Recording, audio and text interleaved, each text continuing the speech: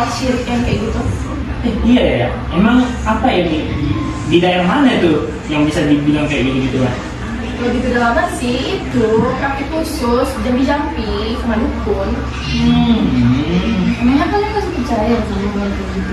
Iya, akhirnya ngapain sih percaya sama hal kayak gitu? Ya gimana ya orang? Cerita apa sih? Seru banget deh. Kasih tahu dong, penasaran nih. Di situ aja di adat Minang, jampi-jampi itu kayak masih dalam tuh sama mereka. Menurut Anda gimana?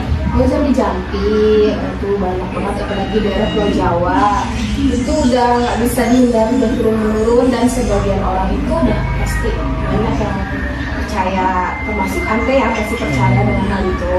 Nah, kenapa ya Ente kalau dibilang padahal kita udah hidup di zaman yang bisa dibilang modern, segala sesuatunya itu bisa dilakukan dengan teknologi, kenapa harus percaya kayak gitu? Nah ini ya, karena memang kalau di Pulau Jawa nih ada nih contohnya misalnya sakit yang gak kunjung sembuh, terus kenapa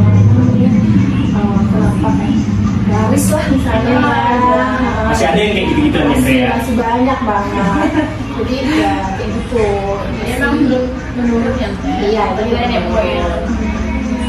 Terus kalau misalnya di Jawa nih ya nanti ya, dia tuh kayak ada tantangan di maghrib untuk keluar rumah tuh, karena katanya kayak jam rawan, karena banyak jin atau gua lah gitu katanya. Oh ya, berkeliaran gitu. Ya berarti pernah denger dong kalau dipanggil mama jangan keluar nanti gitu ya. Pernah deh, Iya. pernah. Nanti dibawa, tapi itu wewen gombel gitu ya. Aduh, ya memang itu udah turun menurun, udah nggak bisa dihindari lagi. Itu kepercayaan orang masing-masing ya. Kita nggak bisa bilang juga harus percaya, harus menuntut orang itu percaya. Jadi ya memang yang namanya maghrib itu kan rawan. Dalam Islam kan juga sudah diterangin tuh, itu pergantian dari pagi sore ke malam kan. Jadi lebih baiknya bahkan jendela, pintu saat maghrib itu harus ditutupkan. Itu. Kalau cerita yang kayak gitu teh, memang ada yang pernah terjadi nggak kayak maksudnya di cerita orang zaman dulu gitu, pernah nggak Tante dengar gitu? Gimana ya, kalau balik ke zaman dulu sih susah juga ya, karena Iya sih, karena kita nggak hidup di zaman itu. Iya. Aduh, sorry. Aduh. jadi memang kalau misalnya untuk maghrib Iya. gitu, itu memang bagusnya kita di rumah punya apa namanya, harus dijaga dari rumah itu.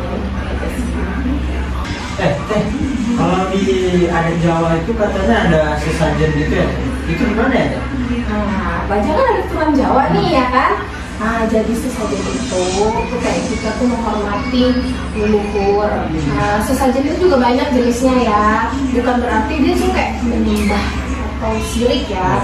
Ada yang kayak menghormati. Terus misalnya apa namanya, kayak acara kumpul apa itu biasanya ada mirip seperti sesajen gitu kan. Tapi itu bukan nggak semua lah untuk disembah. Terus lebih kayak menghormati, terus udah kayak gitu apa namanya, banyak sih, nggak di Pulau Jawa aja, di mana Minang juga ada nggak? Iya.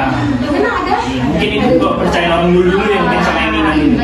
Dulu ya, ada pokoknya. Tapi terkenal mungkin memang sesajen itu di Pulau Jawa. Apalagi Bali nggak sih Teh? Nah, benar. Ante kebetulan pernah Ke sana ya, Teh? Ke sana, ya. Oh. Jadi banyak banget dia tuh menghormati seperti Arwah, iya, itu dia ya. Tanah dia hormati untuk sesajen, terus apa namanya, api juga dia untuk sajen, jadi supaya tenang mungkin ya. Kita kan hidup ini berdampingan ya, bukan cuma kita aja, ada asap mata yang untuk kita kayak gitu. Oh gitu ya Teh ya. Nah kan kami ini mungkin saya dari teman-teman yang lain agak beda sukunya kan Teh. Dari apalagi beda di agama sebelah gitu ibaratnya. Kami nih di sukunya, bahkan aku pernah nanya-nanya juga sama dulu riset di suku Jawa juga pernah nih dibilang nggak boleh menyapu di tengah malam gitu. Itu merupakan satu hal yang bisa membuat kita kayak mana ya, menghambat suatu pintu rezeki ibarat bahasanya. Jangan menyapu tengah malam gitu, dibiarkan aja gitu sampahnya gitu. Apa benar gitu Teh? Ya, itu tergantung kepercayaan Iya. dia. Itu udah budaya kan. Udah budaya ya. Sama kayak kita jangan berdiri depan pintu nanti jodohnya. Terus jangan nyapu harus bersih nanti berewokan. Itu pula ya. Iya, jadi itu tergantung kepercayaan kalian masing-masing. Tapi memang yang namanya itu udah budaya, itu bukan lagi untuk ini ya kepercayaan ini ya. Ada banyak buat kita, ini kan suku kita banyak tuh. Nah, Jawa itu memang banyak sekali pantangan, bukan itu aja, bukan hanya nyapu aja. Sebenarnya kalau secara logis kan nyapu malam-malam itu kan nggak kelihatan kan mana yang kotor mana yang ini kan. Seperti itu aja sih, balik ya. Gitu ya Teh, kayak banyak ya hal-hal syirik yang masih dipercaya untuk sampai saat ini ya Teh. Iya. Oke sih. Ya, jelas sih. jadi seperti mana ya, syirik itu tidak kayak mana ya, masih ada tapi tidak terlalu dibudayakan lagi sekarang mungkin ya. Iya, benar. Mungkin maksud dari kayak gitu tuh mungkin kayak ya biar nggak misalnya kayak nyapu tengah malam Iya. itu kenapa nggak boleh ada dibuat gitu tuh mungkin biar ya nggak ada terjadi kecelakaan atau apa gitu lah yang tidak diinginkan. Betul. Apalagi malam-malam itu nggak nampak. Hindari hal-hal kecil. Benar Pak. Benar. Ya itu sih Teh, kayak kami hanya bisa bertanya kayak gini aja kan, kayak bagaimana tentang syirik-syirik itu. Dan ya ada lagi mungkin saya Kayaknya nggak ada deh, cuma itu yang aku tahu. Kayak kita cuma meragukan hal kayak gitu. kayak hal syirik itu Teh. Iya, Berarti iya. dijelaskan. dan dijelaskan lebih detail sama Tante ini. Iya. Terima kasih ya Teh. Oke, terima kasih Teh.